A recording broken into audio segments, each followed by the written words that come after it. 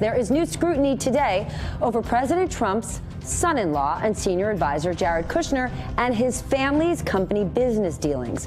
While Kushner did resign his position as chief executive of Kushner Companies back in January, he is still the beneficiary of trusts that own stakes in several major investments, including Kushner Properties. Those trusts are worth upwards of $761 million, making the financial future of Kushner Companies of particular interest. New reporting in the New York Times shows that just before accompanying the president to the Middle East last May, Kushner's family company received a $30 million investment from one of Israel's largest financial institutions to put new equity into Maryland apartment complexes owned by the Kushner Company.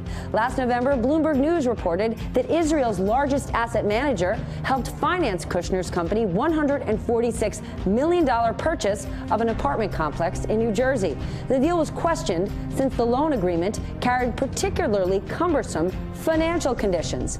And more reporting found Kushner Company co-owns 15 buildings worth more than $150 million with Roz Steinmetz, a member of one of Israel's wealthiest families. Roz Steinmetz's uncle Benny is a billionaire who made his fortune in diamonds, and his mining company has come under U.S. grand jury investigation, suspected of bribing officials in the African country of Guinea to get rights to huge iron ore deposits. The business ties to Israeli financial institutions and a long-standing relationship with Prime Minister Benjamin Netanyahu caused some of us to wonder if Kushner can be seen as a neutral arbiter in question when it comes to peace in the Middle East. Joining me now is a dear friend of mine, Tim O'Brien, Bloomberg View executive editor. Tim, what exactly does this mean for the administration's peace efforts? And when we say Jared Kushner has a relationship with Benjamin Netanyahu, when Jared Kushner was a child, Netanyahu stayed in the Kushner family home. I think he even slept in Jared's room. They did a sleepover in Livingston, New Jersey. Yeah. The family's relationship with Israel goes way back, obviously. Jared's ancestors are Holocaust survivors. The family's always taken Middle East policy in Israel very seriously. I think the thing that gets raised here, obviously, is this sort of guillotine issue that's been hanging over the Trump administration for a long time, which is financial conflicts of interest.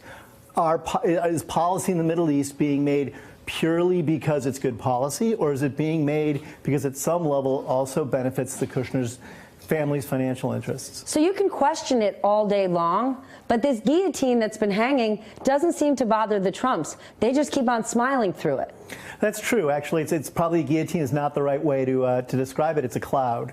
And for anyone who's concerned about good government, ethics and government conflicts of interest, it's an issue that hasn't gone away. And events like this only make it more problematic. But how is it problematic? What could this mean for Jared? I mean, Jared might be publicly embarrassed by the New York Times reporting, but he can just as easily say, fake news, I don't pay attention. And at the end of the day, if it's helping his family business, then he won. Well, and that's why there needs to be some political courage here from the GOP to say in a nonpartisan, non-ideological way, what do we want out of our government and what is good governance and why do we have ethics watchdogs in the federal government to police these kinds of issues? But do we really? I mean, take yourself to Twitter. Look at Walter Schaub, who used to run the OGE. There's no louder critic of ethics violations than Walter, or you think Richard Painter or Norm Eisen. I mean, they're going after it every single day, and this administration doesn't care. No, this administration doesn't care, and it should bother every person who voted Trump into office, and it should bother anyone who wants to make sure that we get good policy free of padding one's wallet. And we don't have that with the Kushners. There's no way you can say when Jared Kushner goes with the president to the Middle East last May, and shortly before that, Menorah, one of the biggest insurers in Israel, invests $30 million in a Kushner family property, that doesn't present at least a problem. But of course, it's much more than that. There's a play-to-pay element here. Do you think we'll hear from Jared Kushner? I mean, no, Jared's we almost never do. You don't hear from Jared. You're not going to hear from Jared now because there's other issues involved here, like 666, Fifth Avenue, the famous skyscraper that the Kushners are deeply indebted on. Jared is under investigation right now for Mueller involving whether or not he traded government favors, I think, to bankers from China and Russia. Could Israel take us back to Mueller? Because we mentioned it earlier, Steve Bannon came out this weekend and was apologizing to Don Jr., to President Trump. He said nothing about Jared and Ivanka, who he's been highly critical of. This money trail that we're watching, that we hear, it could be money laundering.